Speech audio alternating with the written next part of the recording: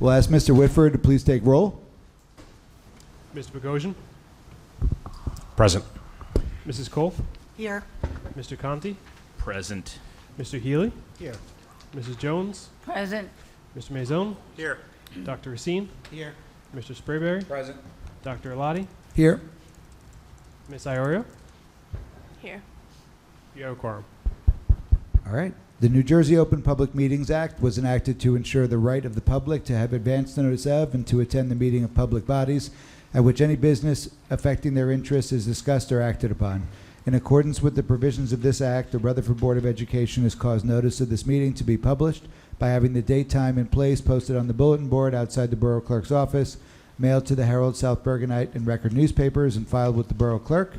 Hard copies of the agenda are available in the meeting room, and the agenda is posted electronically on Friday before the meeting date on the district's website at www.rutherfordschools.org. Subsequent to the meeting, a video of the meeting will be uploaded to the district's website, www.rutherfordschools.org. The video link can be found by opening the Board of Education link and clicking on Public Meetings and then Videos. So board members, in your packets, there are minutes to approve for the regular meeting and executive session of February 24th, 2025. Any questions or comments on those? All right, hearing none, I'll ask Mr. Whitford to please enter those. We will begin with the report of the student representative. Over to you, Sarah. Good evening. Winter sports have just concluded and spring sports are starting up this week. Juniors are also completing NJGPA testing this week. This Wednesday, March 12th, a career fair will be held at the high school to give juniors the opportunity to explore some vocational career paths and hear firsthand experiences of various professions. This weekend, the spring musical Mary Poppins is being performed. It is coming together really well. And tomorrow, a more sensory-friendly performance is being performed for children. The week of March 24th is our Spirit Week at the high school. Each day is a different category, such as TV shows or states, and each grade has a specific subcategory assigned to them. All 4 grades participate and compete against each other to see which grade can get the most points. This fun week ends with our spring pep rally, which is always exciting as it includes even more fun competitions and activities. The junior dinner dance is taking place on April 4th, which is an exciting event that my class is really looking forward to.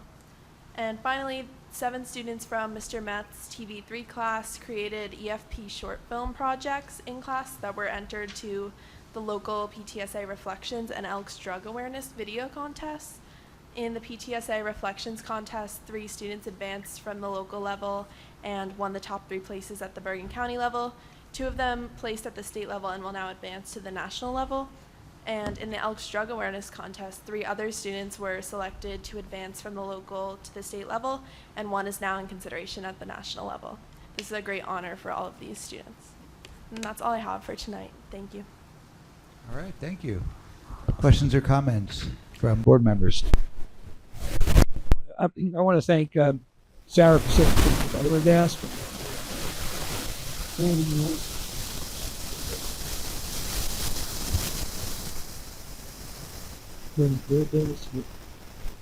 You're the first student that went in high school.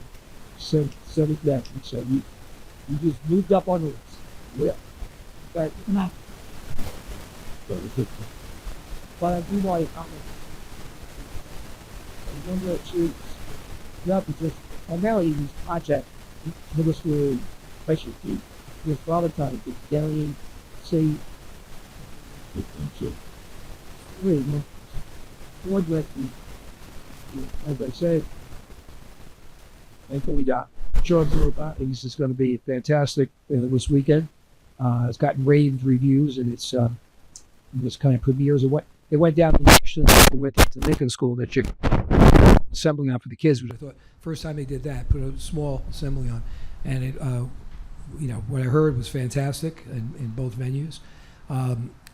So it's really been a very a tremendous year for our students. It really has been in so many different areas. So congratulations, and I hope when you go back in your role that you let the student body know that the Board of Ed and the superintendent are say all these wonderful things about them all the time. Because I'm sure if we said something that wasn't wonderful, the word would get out. Right? So, but really, I think we appreciate all of the students have done this year. Any questions or comments?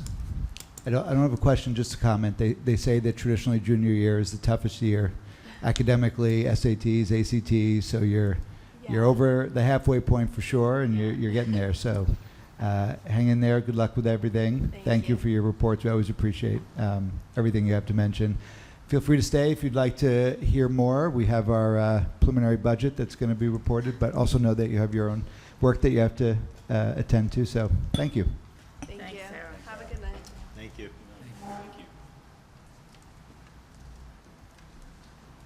All right, so now we are going to have a special presentation of the preliminary budget. So I'm going to turn it over. Any 4 words before we turn it over to Mr. Whitford? Nope. Unless you want to comment. I was going to comment. You could comment. I was just going to comment that it's someone's birthday in here. Happy birthday. Happy birthday, Mr. Whitford. Where would you spend a better birthday than doing this? You'll notice there's a What? line. There's a line item for birthday cake. One of the board members here told on you. I'm not going to tell you which one it was, but all right. So I will move over here. So turn it over to you.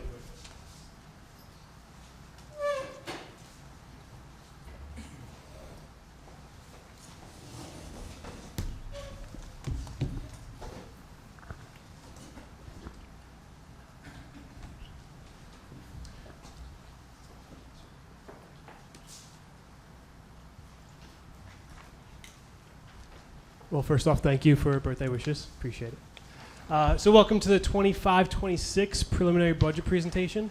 A number of our committee members have heard a lot of this information before, but this will be the full package for the board.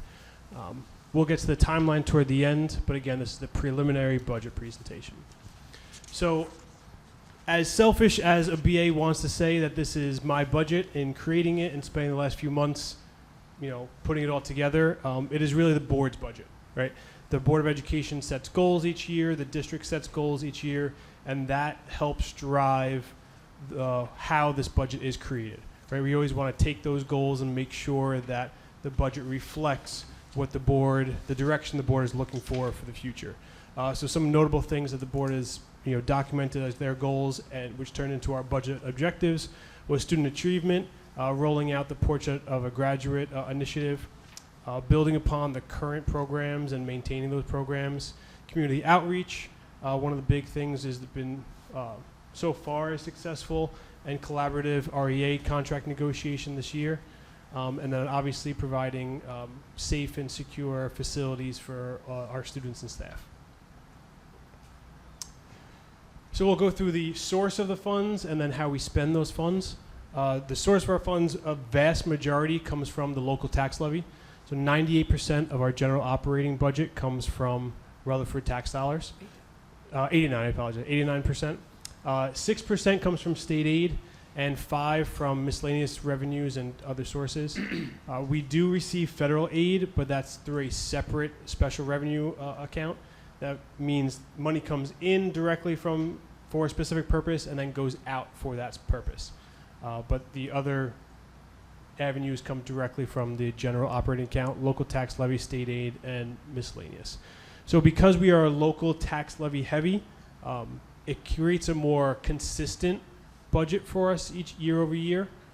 We're not reliant on state aid depending on what how the state is doing, how the state wants to distribute that money. Since a lot of it comes from our local tax dollars, it's consistent, which helps drive the consistency and the performance of the district. There's a School Funding Reform Act of 2008, which maintained a 2% cap to our school budgets across the state. But they did allow certain adjustments that we are taking advantage of this year. The health benefits premium increases and the enrollment increases. There's also responsibility shifted to and from another entity or another school district. That's if maybe you're a K-8 district and you're sending students to a regional high school. But since Rutherford's K-12, it doesn't really apply to us. And then deferred pension contributions has to be an extreme amount, which has not happened in the past at least 10 or 15 years. So the top two that you'll see throughout this budget are the health benefits premium increase and the adjustment for enrollment increases. Our local tax levy, again, you'll see those two adjustments for enrollment and health benefits included in there, and that state mandated 2% cap. So the 24-25 year, which is the year we're currently sitting in, had a $47.9 million tax levy. Then you have $311,000 for the enrollment adjustment, our regular 2% cap, which is $964,000, and the allowable adjustment for health benefits was $863,000. It's the biggest adjustment because of the extreme increases in health benefits costs for the past 5 years or so. That brings our local tax levy for the general operating account to just over $50 million at $50,049,428. We do have debt service included in that local tax levy. Debt service is paid for from the referendums that the board and the community has voted to approve in the past. Most of them are on a 20-year payment period, and just like if you're on a car lease or a mortgage, depending on your taxes and your actual mortgage payment, the payments slightly change year to year. So next year, the 25-26 year, has a slight decrease in our principal and interest payment of $66,000. So taking that away from our general operating increase, we have a net percent for school tax levy of a 4.07% increase. I want to just add a couple of things. The allowable adjustment to health benefits does not cover the total increase of the health benefit. It's about 90 cents, right, on the dollar. So about 90%. So the rest of that falls under the 2% cap. So we have, the board has, the community has always accepted the allowable adjustable that we get every year. This is a higher one than past years, but the increase has never been that high. And where it looks like it's a plus for the budget, we talk about a maintenance budget. This is maintaining the budget at a little bit of a deficit because we're 10% of the increase has to fall in the rest of the budget. Our enrollment has gone up, and we got some adjustment for that as well. Because as you know, there's cost per pupil, right? When you get more students, you're spending more money. So we talked about this with the Finance Committee at 2 meetings, a significant amount of time. Without the allowable increase, we would be running, before we had to do some of the other funds that Mr. Whiff is going to talk about, we would be running at probably, what was it, $1.7 million deficit, which would have meant significant reductions that we or the community would not want. So that's why you see that there. Okay, and that's why the committee and the administration fully supports taking the full amount. I say this every year, I'll say it again. When I see a cap was set up in 2008, and now 17 years later, that cap has remained flat. Somebody's got to wake up in Trenton. I think the cap's a great idea. It keeps things in check. Quite frankly, in some ways, for somebody who's, celebrated about two times as many birthdays as Matt, for an old guy, I remember when the budget, we'd come in at 5%, 6%, 7%, and you had to go through item by item by item at these meetings. I can remember being a high school principal, having to explain why we needed, and Mr. Fogno, you'll appreciate this, why we need white gloves for the marching band. Why do they need new gloves? Well, because kids wore the gloves last year. They don't want to wear somebody else's retread gloves. The cap makes life easier because there's a maintenance budget. There's not a lot to debate. It makes it harder to operate the district. So I'm hoping that, I can't imagine anybody's salary or any business that hasn't raised prices in 17 years. So I hope we send a copy of this videotape down to Trenton and let them hear my spiel here. And I'll talk about the rate increases of the health benefits in a couple slides. Our other source of revenue, again, is state aid, about 6% of our budget. This year, the increase in state aid from last year is 1% of our state aid, which is $33,238. The state reformulated the budget a little bit, or the state aid calculations this year. They put guardrails on it, though. There was a number of districts in the past 5 or 6 years that were tremendously cut in state aid. Fortunately, Rutherford was not one of those districts, but because they were trying to create a little bit more equity throughout the state aid process, they put guardrails that no district would be cut more than 3% of their state aid from the previous year, but they also would not increase anything more than 6% from their previous year. So we landed right about dead center of that at a plus 1% increase from the previous year. Mr. Hurley and I received a number of memos from the Department of Ed in the past few weeks, and some of them were to be interpreted in different ways, to be kind of ready for a reduction and kind of bear on the side of caution. So 1% increase or a $33,000 increase in state aid isn't an extreme amount, but to be honest, I'm very happy to see at least a plus sign in front of that change in state aid rather than a negative. Historically, this slide has been on the budget presentation in the past. I cut it down to the last 12 years instead of the last 20-something years. But really, what this is showing is our general operating budget is that orange color. State aid of the general operating budget is the really small blue block on the bottom. And then that line you see at the top is the aid as a percentage of the budget. There's really like two graphs in one in here. That line graph at the top really goes on to the y-axis on the right side, which is you see at about 6%. And then the general operating budget number is really on that left side y-axis.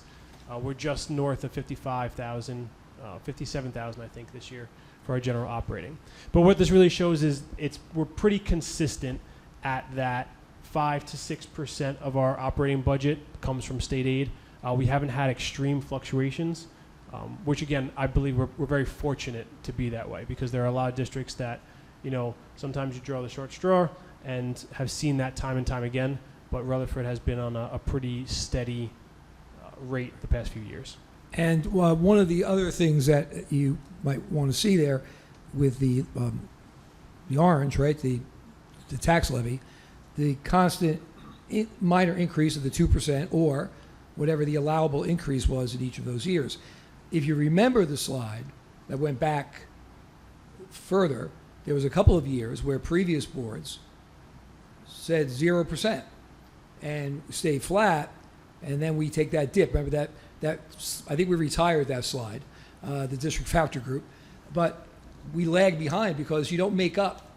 One of the remedies with a low cap is to make sure you take the allowable money you can get, because that becomes your base the following year.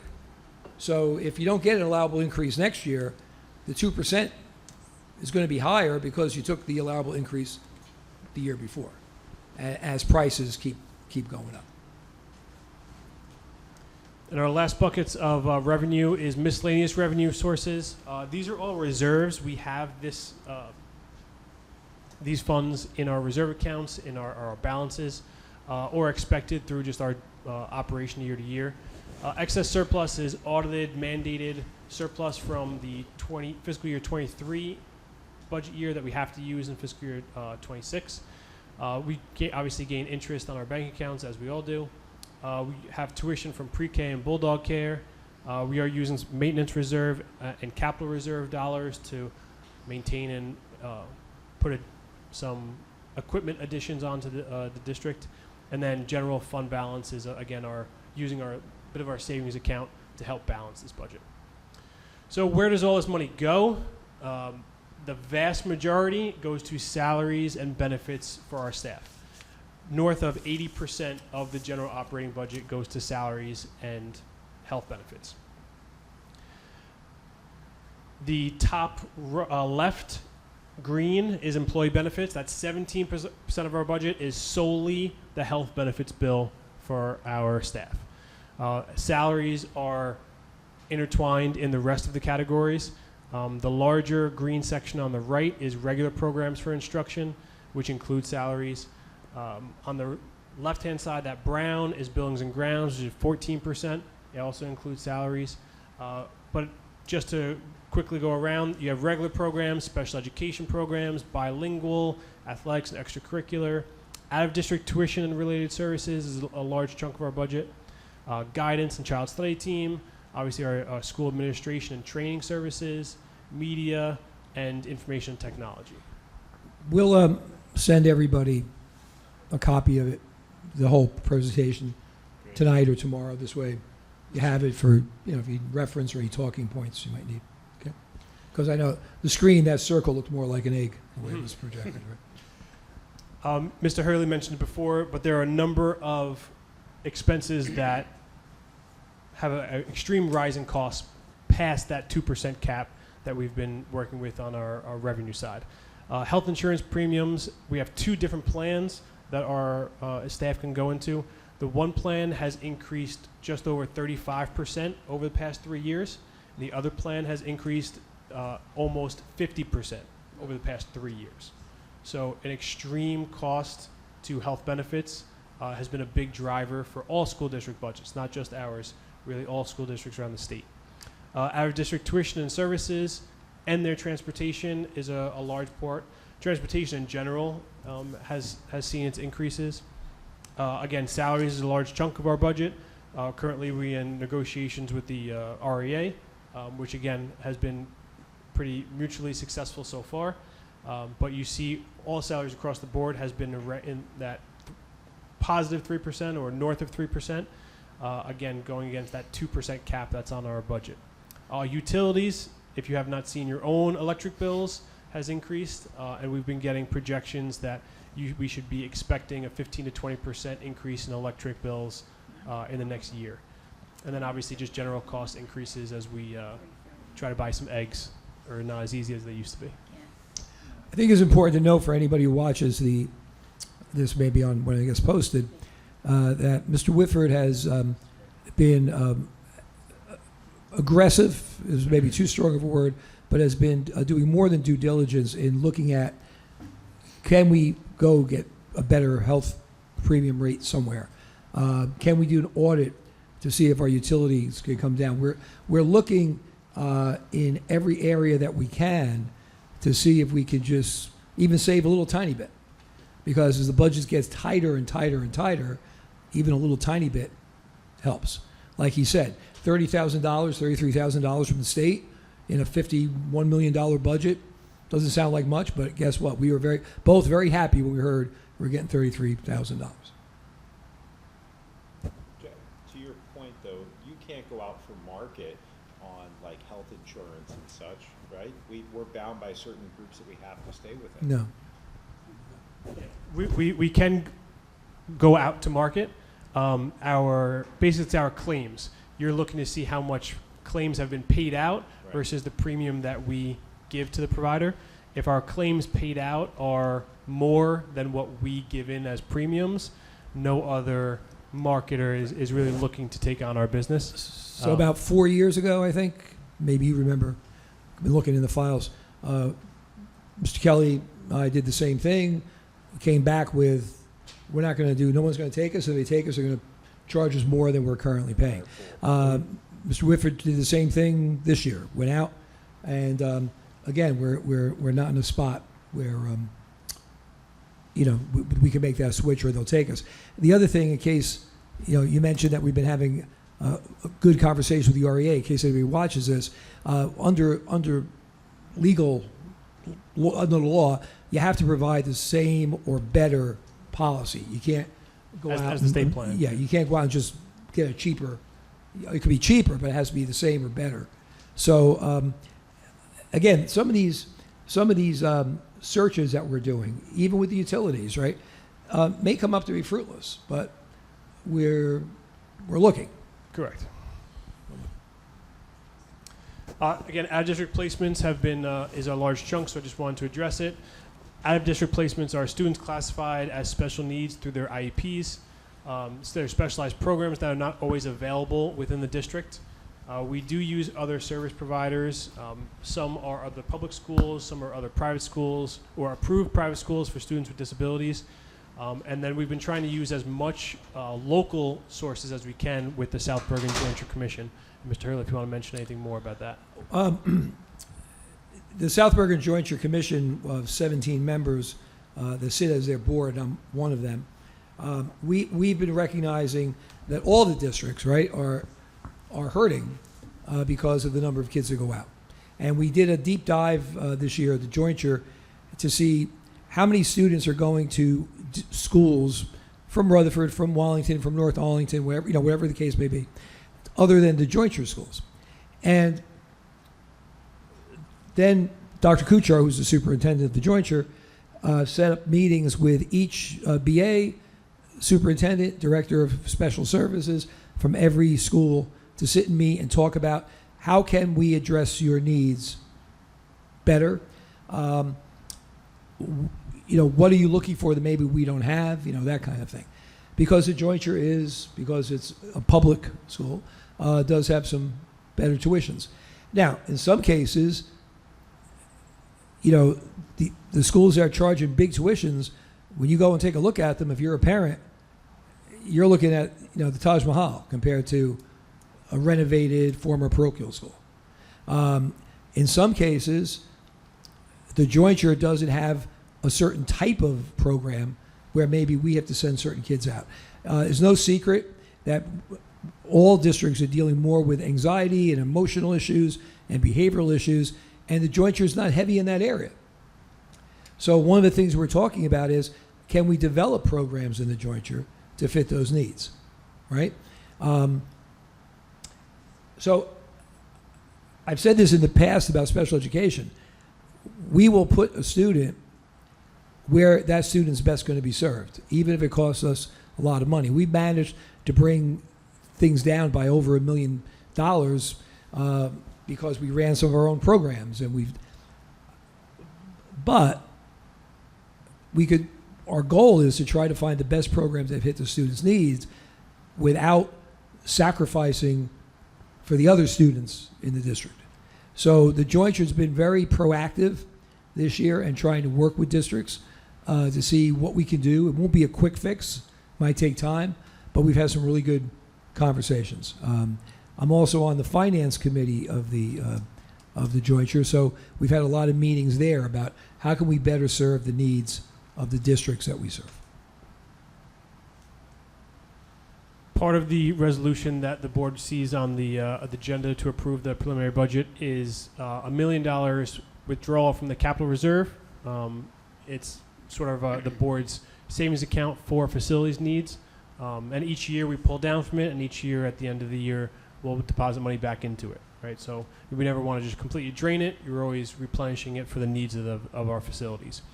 So that $1 million includes a number of HVAC and heating and cooling replacements district-wide, a lot of plumbing and gutter repairs district-wide as well, safety and communications upgrades, and then we have a state-mandated SDA assessment that has been in the budget for probably 15 and 20 years at least, that comes out of our capital reserve. So there are a number of projects that we are looking at to make sure that, again, all of our buildings are safe and secure for students and staff. And with the Building and Grounds Committee, Mr. Whitford, Mr. Gamboa and I shared that list, that ABC list that we talk about every year. And we set that we agreed that $1 million cap was what we could do in terms of capital reserve. We're keeping it a little general right here because we're capped, at $1 million, and we start really getting real prices. We don't want to say, hey, we're fixing this, and then it goes over the cap, and we got to fix that instead, right? But once the budget is finalized in April, and once we start getting some real dollar amounts, we'll meet again with Building and Grounds to show what made the cut. Okay. And if the Finance or Buildings and Grounds Committee and the board as whole remember the long-range facilities plan that was just updated, I think, 2 years ago, all of these projects, if you use capital reserve funds to do the project, it must be included in that long-range facilities plan. So the district works with our architects, to help design that long-range facilities plan, which is a 5-year plan. So we're using this money for planned projects that the architect and administration work to You probably Like, remember that was a really heavy plan with a lot of projected costs because, to Mr. Whitford's point, doesn't mean you have to do it, but it means you don't have to jump through a whole bunch of hoops if you need to do it and you didn't have it in the plan. We have obviously leased equipment and technology. So we have budgeted student Chromebooks that are on, we're usually on basically, I think, a 3 or 4 year cycle for a lot of our Chromebooks, depending on when that grades Chromebooks came in. We're on a 3 or 4 year cycle to get new ones. We'll have a few teachers get new devices as well.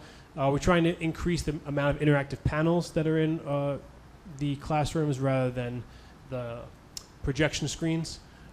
We have proposals and agreements for a new telephone system for the offices, meaning main offices and nurse's office throughout the district. File server replacements, which is more technology infrastructure replacement. And then computer lab, I believe at the high school, is getting new desktops. So we always try to use leasing to help support those really big financial purchases, and obviously those 2% cap restrictions on our budget to be able to help get the most out of our budget. And again, we're not frivolous. The telephone system is at the end of life, no longer has any support.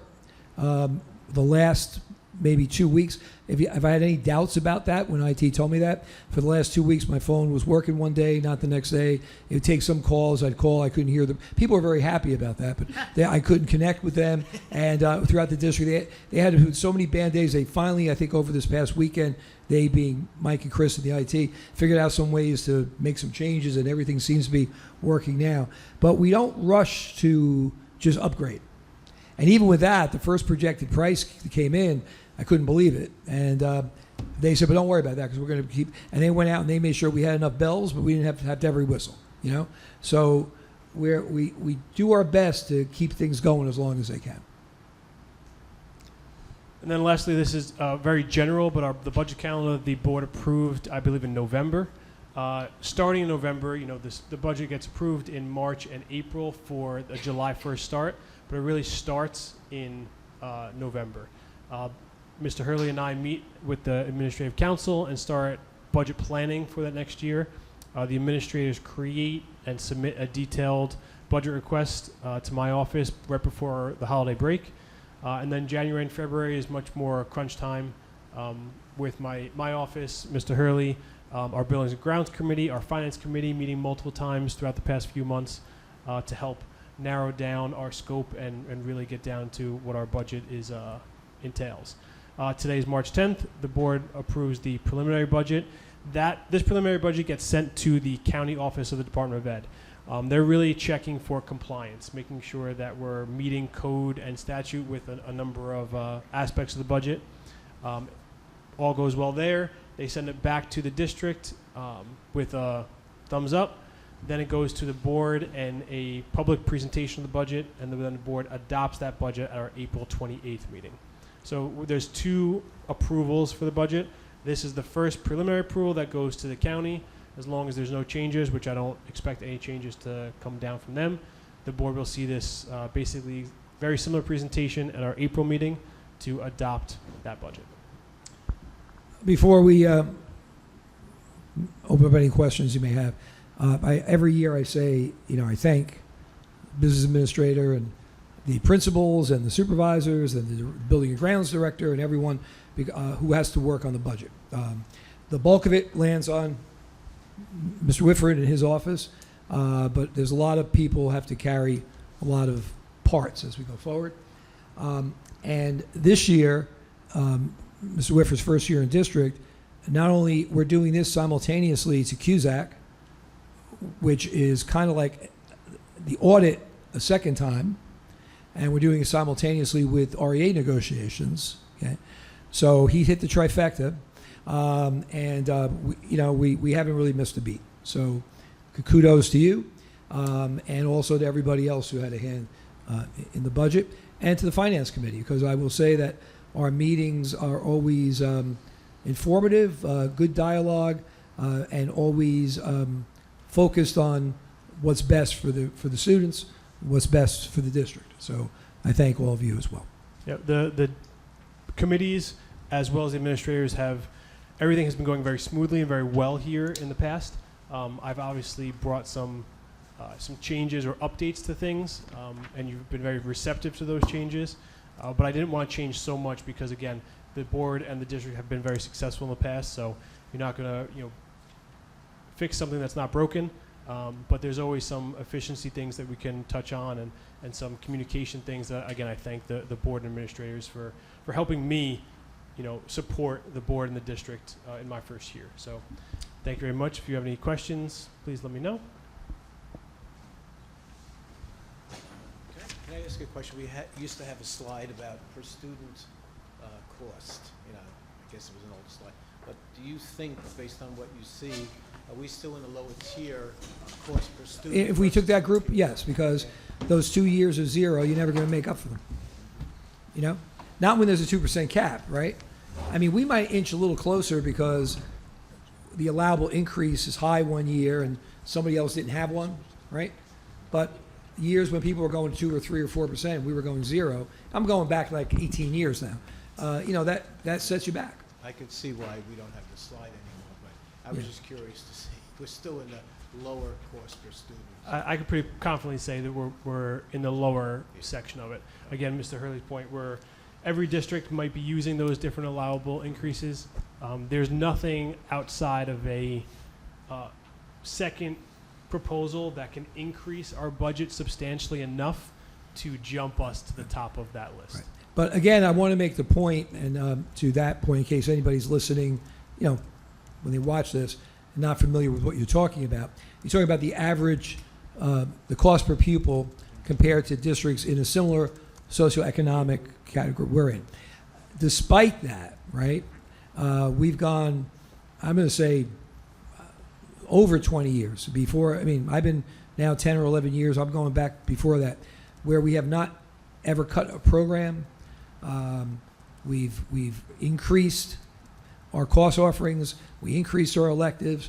We increased our advanced placement. We've increased co-curricular activities, and we've managed to do that with the limitations, because we have a group of people, and it's a consistent group over 20 years. The people have changed, but the philosophy and the mission has never changed. We work hard at it to make sure that we're going to be able to maintain, we use that word a lot, maintain our programs, and when we can, improve them. And we're not going to improve one at the risk of destroying another. So I think the community, the Rutherford community, needs, we did a lot of congratulations. The entire community needs to be congratulated because they value what we're doing and they support it. I was going to mention this later. I'll mention it now. We had a newsletter get delivered. You probably got it over the weekend. I've got emails from a handful of people. One said beaming with pride over what the district has accomplished. And I had 4 others. They weren't beaming, but they were pretty excited. Okay? When you get emails like that, and that's more the norm than the other type of emails, you're in a community that values education, values kids, right, and appreciates the work we all do, and that speaks very well for all of us, for all of us. So again, I know anytime you have to spend money, whether it's at home or at work, there's always a little pain that goes with it. But when we can see tangible, positive results, it's worth it. Questions or comments? Dennis. Yeah, I just Mr. wanted to Mizzou. compliment Mr. Whitford.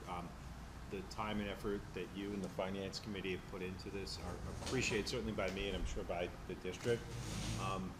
I know the cost of inflation and other things that the district is dealing with that are so far out of our control, and just appreciating your efforts, so thank you. Yeah, I want to second that and say, you talked about bringing some changes since you've come aboard, but, there really, to me, what I've seen is a review of compliance, sort of tightening up where we can, controls and checks and balances, assessing we're getting the best bang for the buck with vendors. So to me, those are the kinds of things you want to see. So that is greatly appreciated. I also just wanted to say, one thing I noticed that you added to this presentation was the first slide, which was really what are the strategic objectives. And I think that's really important because oftentimes you look at a budget and you look at year over year, all these different areas, but really the big umbrella is what it's about, right? What's the strategy? And I think for the public to know, as board members, we work in committee to really dissect and understand the budget, and the finance committee is the main committee. But serving on all the committees, I'd say, almost all these committees have some hand in understanding what's going into the budget. So our strategic planning committee understands the strategy. Our buildings and grounds committee is dissecting the capital reserves and kind of the usage and the needs, and you could see those are needs in the facility. Personnel is understanding kind of what's happening with the view of personnel for the next year. Curriculum instruction, if there are any costs related to new curriculum changes, innovations, things like that. And then, trying to squeeze it all in and being fiscally prudent. So it's definitely not an easy job, and one that is definitely valued. And I think, Mr. Hurley, just the fact that every nook and cranny of the budget, can answer thousands of questions, not that we ask thousands, maybe, 900, close to 100.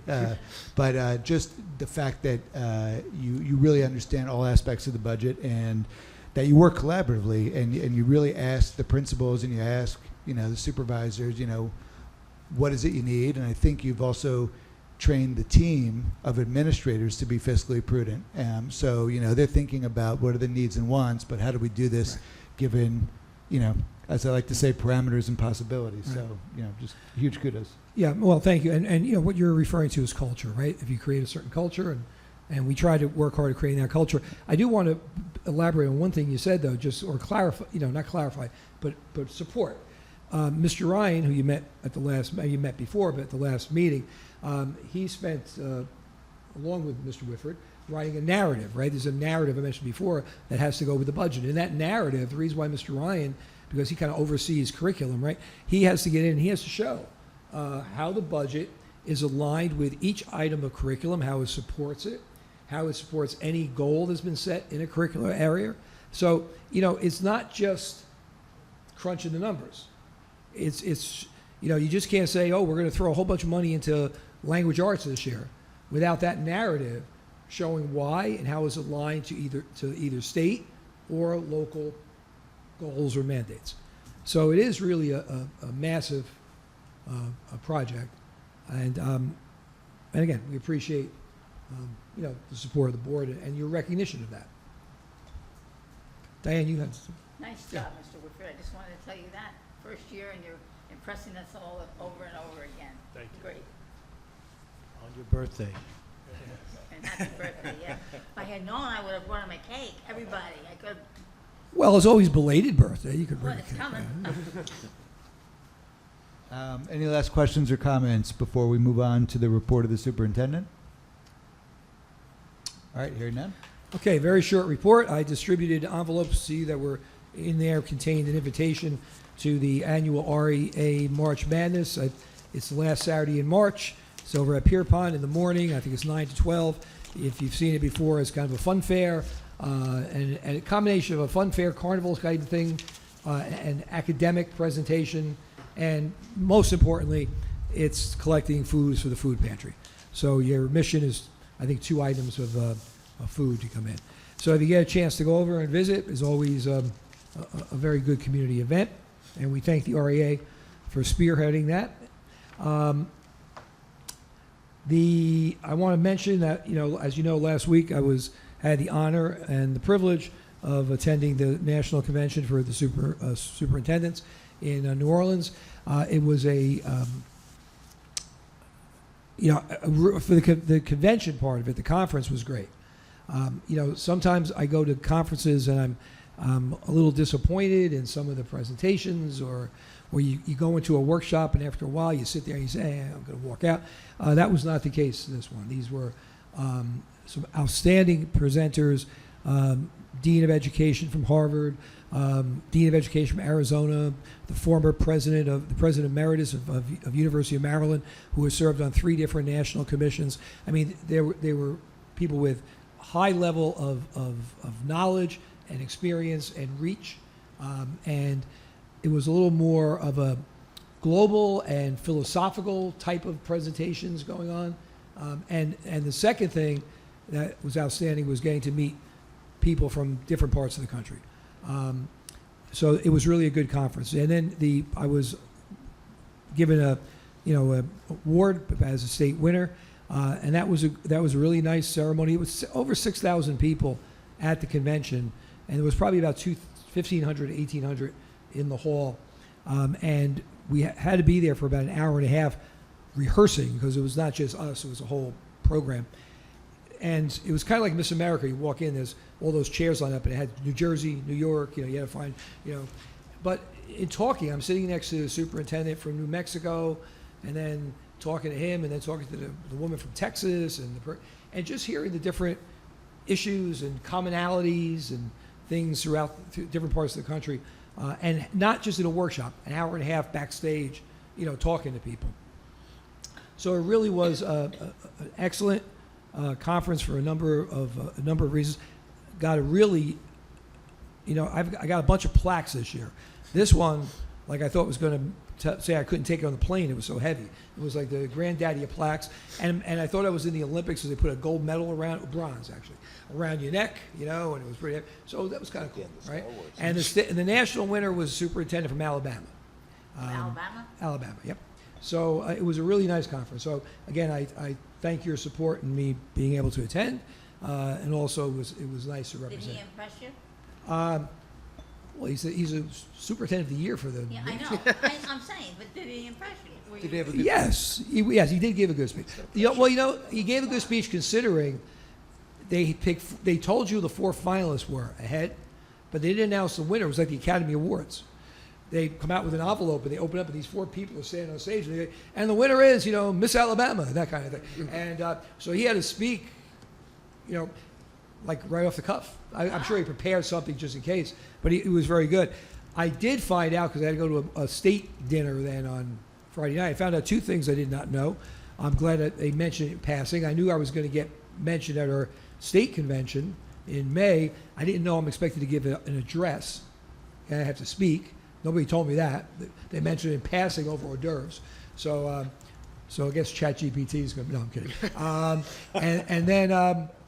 And then when I had to go to this thing I'm being invited to in Washington in November, which I knew about, a symposium, there's going to be a black tie dinner, so I have to get a tux. Yeah. But at this stage of life, my favorite pants are tuxedo pants because they have expandable waists, so your pants always fit you okay. Yeah. So it was fun. It was fun, and thank you again. The only other thing I want to mention, I mentioned the play already, right? This weekend, the senior citizen performance is tomorrow at 4:00, and there's a few agenda items I'll mention when we get there, but nothing too big. All right, thank you. Any questions for Mr. Hurley? All right, hearing none, we'll move on to the report of the president. I'll just keep it super brief. On the memo that was along with the packet for this evening, there were a bunch of events going on in March, so any events that we're able to go to, it's always great to immerse ourselves in all of those. And then I just wanted to highlight and give kudos to the Borough-wide newsletter, which you already did. But I just want to say that in my experience, and just being that this is a district that has over 2,700 students, transparency and really trying to let the community know what's happening is a hard thing. It's a hard thing in any district, and I know it's been a board goal to continue to increase transparency through social media, through coming to events, being accessible. But I think the borough-wide newsletter and the bulletins are really going a long way. I often hear feedback from folks that really appreciate these, and I know these are now a few years old, but I think people are getting used to hearing more about what's happening since we don't get big crowds in our Board of Ed meetings. Hopefully people are watching on video. But just wanted to give kudos. I thought it was really well done. Can I add one thing to that? Because at the conference, a big discussion with everything going on in Washington, right? And the media over the last, forget this administration, for the last 10, 12 years, attacks on public education, right? We need more charter schools. We need more of this. We need more of that, right? And to the point that you're making, Dr. Lottie, we've got to get our message out. Because if we don't, somebody else gets it out for you, and it's not the right message. And, you know, one of the things I'm going to address with the faculty at some point, I want to talk a little about the newsletter, about what I heard in the conference. I was planning to do it today, but I just was too far behind putting out a bulletin and catching up on things.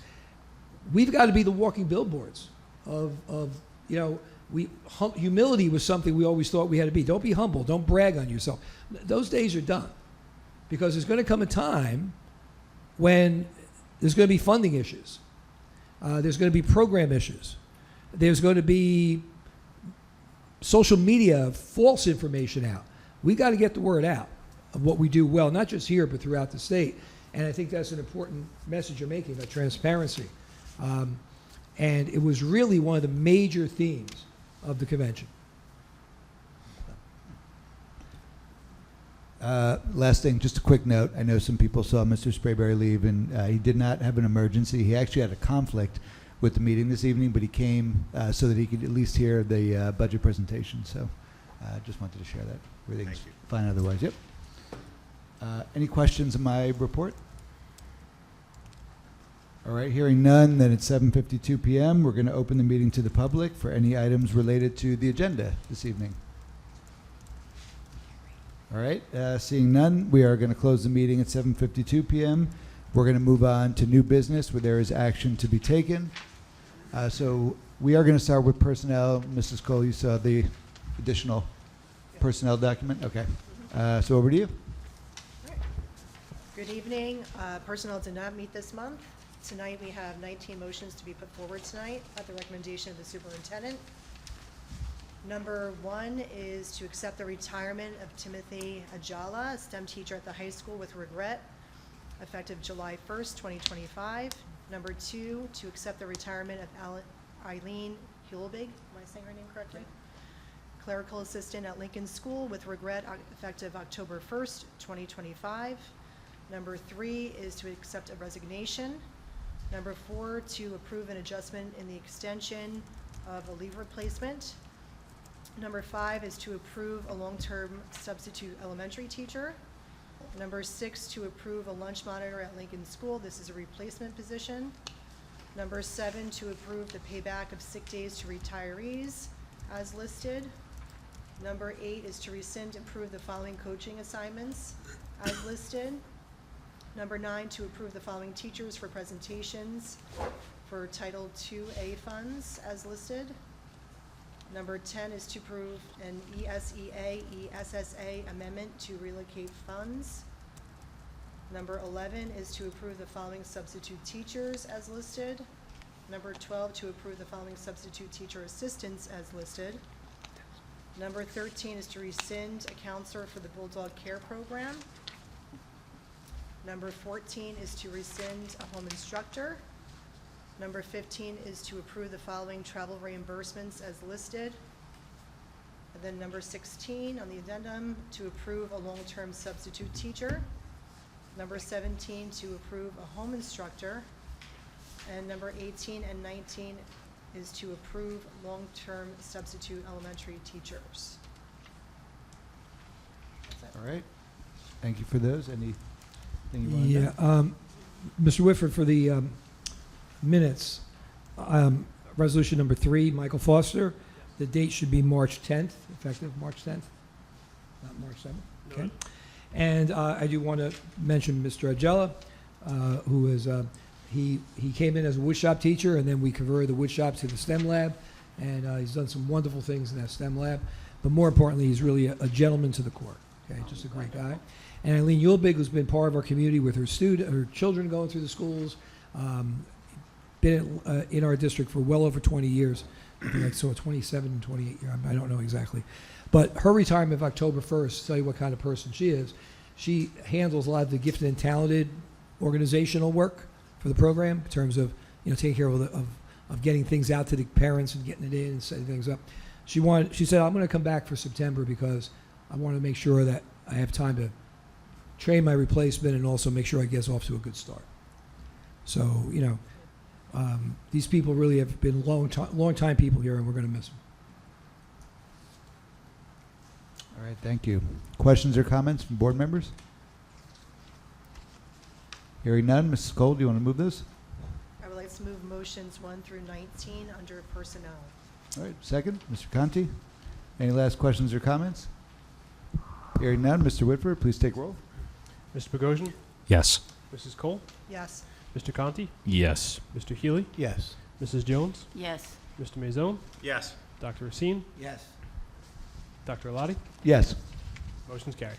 All right, thank you. We're going to move on now to curriculum and instruction. And Ms. Jones, there's one additional piece in the addendum. Got that? Okay. Thank you. We did not have the CNI meeting, and tonight there are 10 motions that were put forward upon the recommendation of the superintendent. Number 1, curriculum guides, approvals, which is English arts, social studies, and comprehensive health for all grades. 2, out-of-district placements. 3, field trips, now totally 151. 4, bilingual program waiver request. 5, anti-bullying specialist, which is retirement, and then the appointment of Tara Ingles. 6, school climate committee, again, these 2 women. 7, threat assessment team at Washington, and 8, school crisis response safety committee at Washington. The same 2 women. 1, the rescind of Doreen Salter and the appointment of Tara Ingles. 9, harassment, intimidation, and bullying decision. And 10, a home instruction for 2 students. All right, thank you. Questions or comments on any of those? Dr. Racine? The bilingual waiver? Every year you have to submit if you don't run a full bilingual education program, which means you have a bilingual English class, a bilingual history class, you have to file a waiver with the state to indicate why you don't have that. And there's certain reasons, and then you have to tell them what type of program you are running.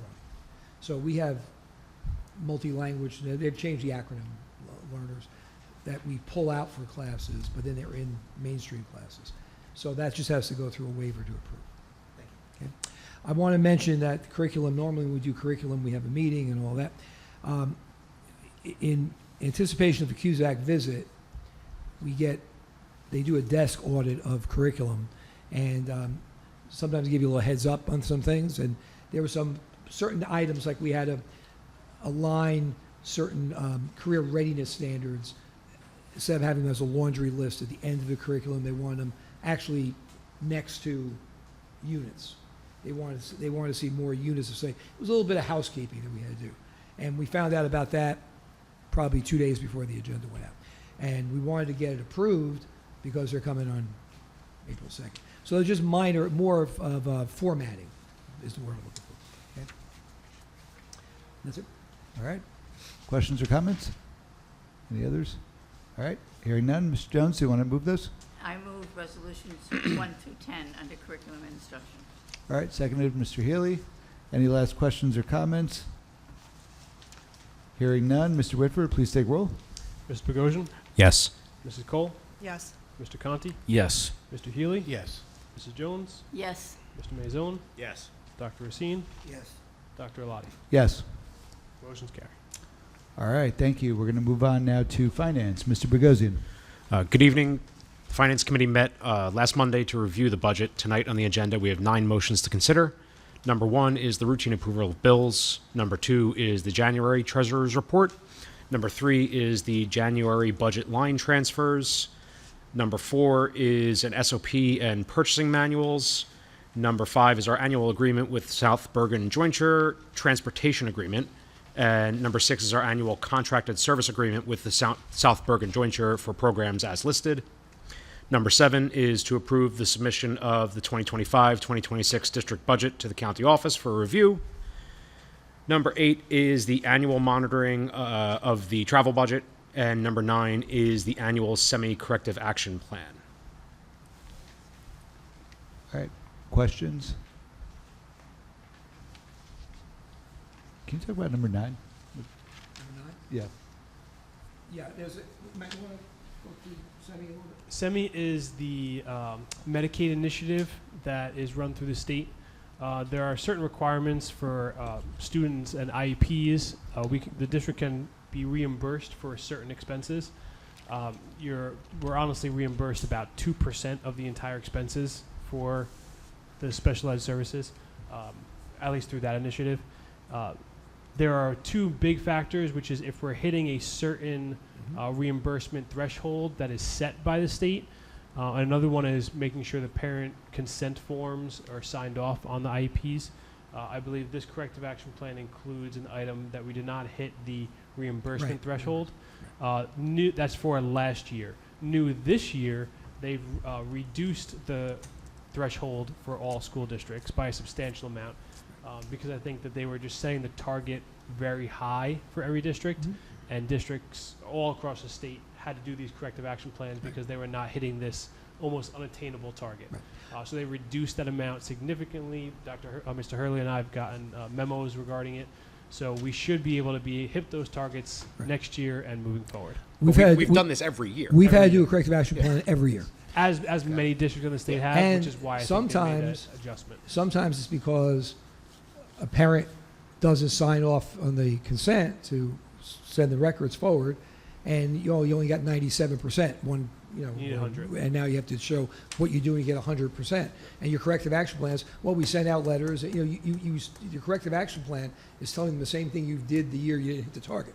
So I hope when they adjust things is going to mean that fewer districts have to do this plan. Ms. Harlan in Special Services works on it with the business office to submit the plan every year. All right, any other questions or comments? Dr. Racine. Number 8, the travel, do we do that every year? I don't remember. So part of the budget submission is recording the travel expenses. The board has to approve a maximum travel for next year's budget and show what the current travel is that we've not exceeded that budget. So every single year going to that state submission for the budget must include the travel expenses as well. I was confused. This is for next year's budget. I'm confused. Correct. Yep. It's for next year's budget, but it has to show how this year's budget has been tracked so far. All right, any other questions? Mr. Bogosian? I'd like to move motions 1 through 9 under finance. All right, we have a second. Dr. Racine, any last questions or comments? Hearing none, Mr. Whitford, please take roll. Mr. Bogosian, Yes. Mrs. Cole, Yes. Mr. Conti, Yes. Mr. Healy, Yes. Mrs. Jones, Yes. Mr. Maison, Yes. Dr. Racine, Yes. Dr. Lottie. Yes. Motion's carried. All right, over to policy. Mr. Healy, anything to report? We did not have a committee meeting since our last board meeting, and there are no motions for this evening. All right, thank you. Buildings and grounds, I'll ask Mr. Mazzone if you could take us through it. Certainly. So we've not had a building and grounds meeting since our last meeting on the 24th. There are 2 items on the agenda this evening. The first item is the shared services agreement between the Board of Education and the Borough of Rutherford, effective 3/11/25 through 3/11/2030. The second item on the agenda is a resolution for a parking agreement or parking space agreement between the Board of Education and Felician College or Felician University, effective July 1st of this year and continuing in perpetuity unless terminated by either party with 90 days notice. All right. I'd like to thank Felician University. As I told the board, and the parking for our buses was going to be eliminated come October 1st, and they stepped up and provided ample space. Again, last week when I was not here, Mr. Whitford and Mr. Gamboa went down just to make sure that there was space and more than we need, right? Yeah. And the in perpetuity part, barring something on either end changing, I think is a great step.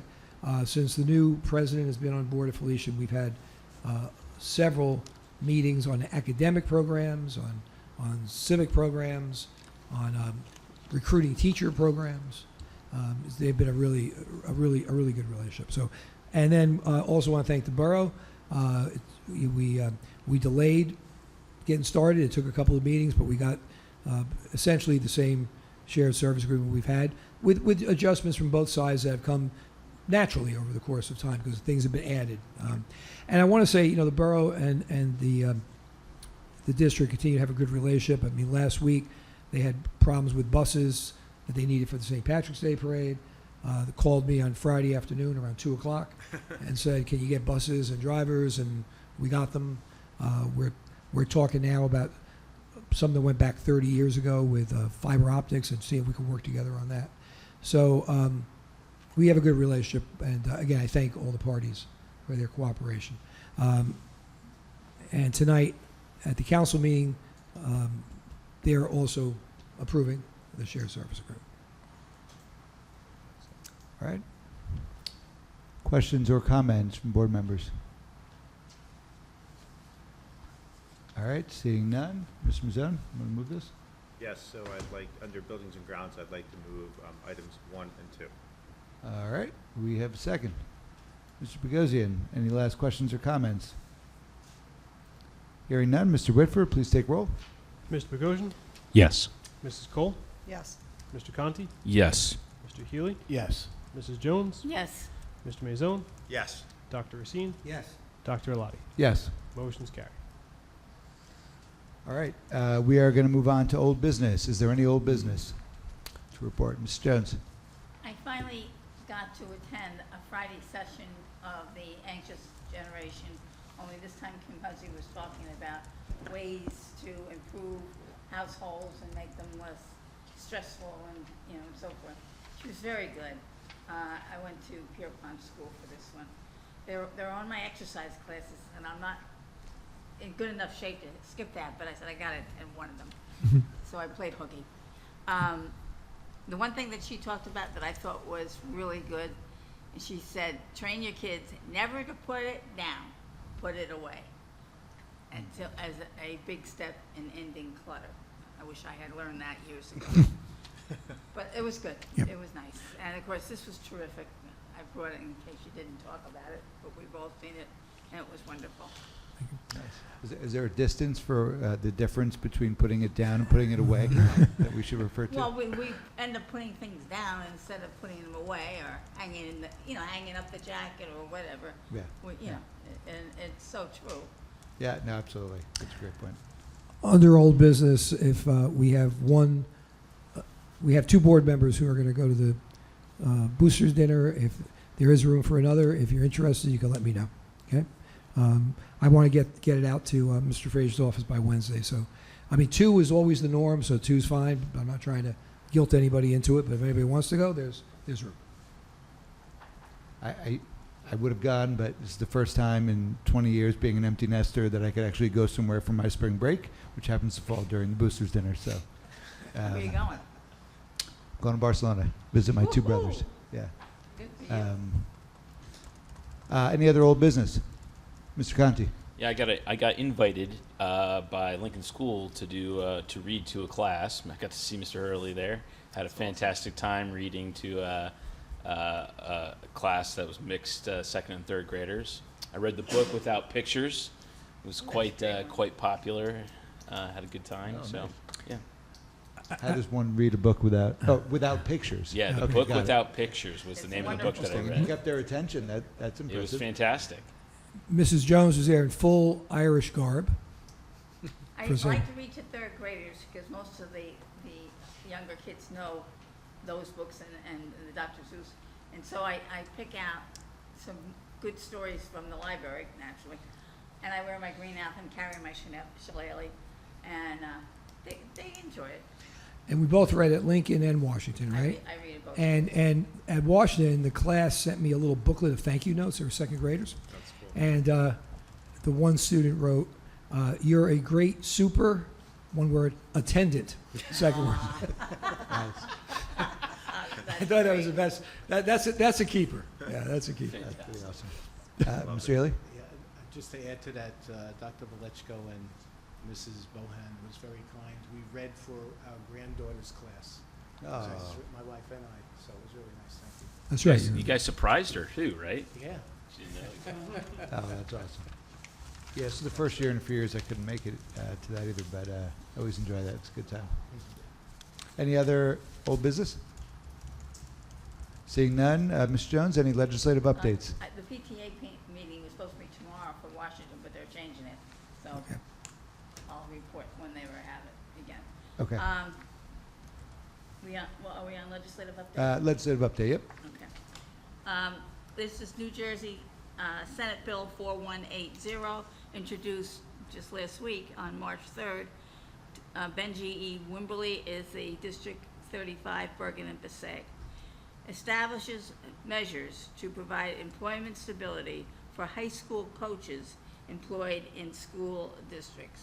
The head coach who is a tenured employee of a district or is an out-of-district employee shall receive an employment contract with the Board of Ed for a term of 3 years. And assistant coaches are 2 years. I'm not even going to comment on that.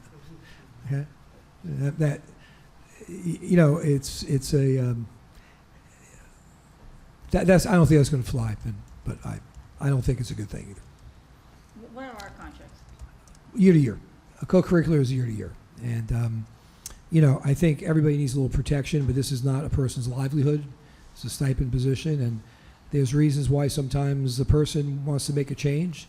You know, contracts work both ways, right? If you have a contract, you just can't walk away from it either. And I remember that we have not kept some coaches over. And sometimes there's a problem, and you need to address it, right? So, you know, I think he's a longtime coach, as you may or may not know, Assemblyman Wembley, and is still very active in athletic circles of the coaching associations.